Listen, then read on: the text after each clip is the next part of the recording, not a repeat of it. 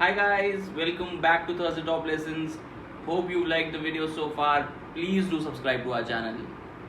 It's been a crazy schedule working from home for so long, so please pardon my sleepy look.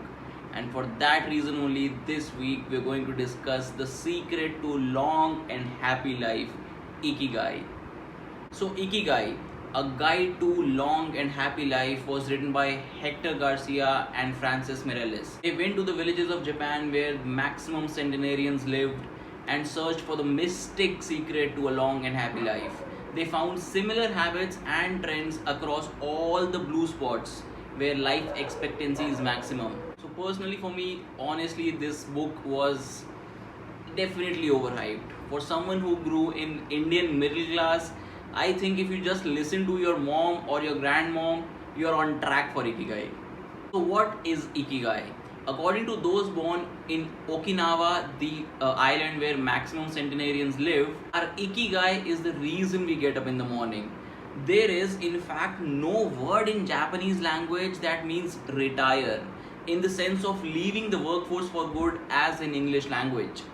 Only staying active will make you want to live 100 years. How do we get there? First, eating habits. It says that you need to eat till you are 80% full. Japanese present their food on small plates. 5 plates on a tray give you the illusion that you are eating a lot. So, whenever you are 80% full, it's time to stop eating. Next part in eating habits is variety is key. At least 5 servings of fruit and vegetable. It means eating the rainbow. Eat things of different colors.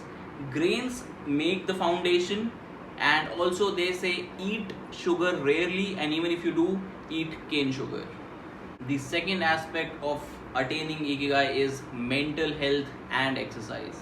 Just as lack of physical exercise has negative effects on our body and mood, a lack of mental exercise is bad for us because it causes our neurons and neural connections to deteriorate, and as a result reduces our ability to react to our surroundings.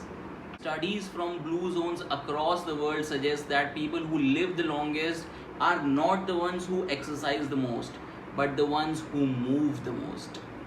It is important to find a flow, choosing a difficult task but not too difficult to perform. Then you must have a clear objective of what you're trying to do. Mostly in Okinawa, people are farmers. They concentrate on a single task rather than multitask. The Japanese are skilled in bringing nature and technology together. It's not man versus nature, but rather the union of the two. Next, we discuss how to deal with stress. We need to first of all differentiate between good stress and bad stress. The book very beautifully explains a comparison between life today and cavemen. They had good stress, find food, stay alive. What we have is a lot of bad stress that impacts our mental health. Also, the power of sleep and melatonin are underrated. Sleeping good 8 hours a day is a must. Next, it talks about meditation. One of the most common mistakes among people starting to meditate is worrying about doing it right, attaining that absolute silence of the mind, achieving nirvana. But it is not important. What's most important is to focus on the journey. It is about slowing down the centrifuge. Now here are 5 lessons from the centenarians. First, don't worry.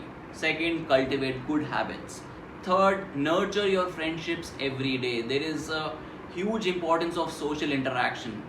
Fourth, live an unhurried life. Slow it down. And fifth, be optimistic. Next, we are going to discuss an important parallel drawn from architecture with life.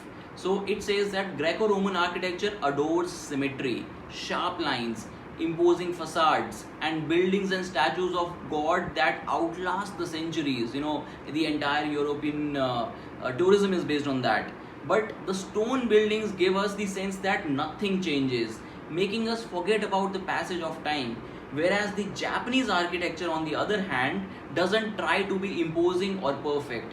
It is built on the spirit of wabi-sabi, the beauty of imperfect, fleeting and changeable nature of the world around us. It reminds us that the passage of time is very real and we are just a part of it. Last lesson that this book talks about is It's about being beyond resilience. It's about anti-fragility. It says get stronger when harmed. The Japanese construction companies do it in the face of tsunami. That is how anti-fragility works. Now, how to incorporate it in your life? There are just 4 steps. First, create more options, more sources of income, more friendships. Do not put all your eggs in one basket. Second, bet conservatively in certain areas and take many small risks in a lot of others. The sustained mini banks that we talked about in our video of I do what I do, right?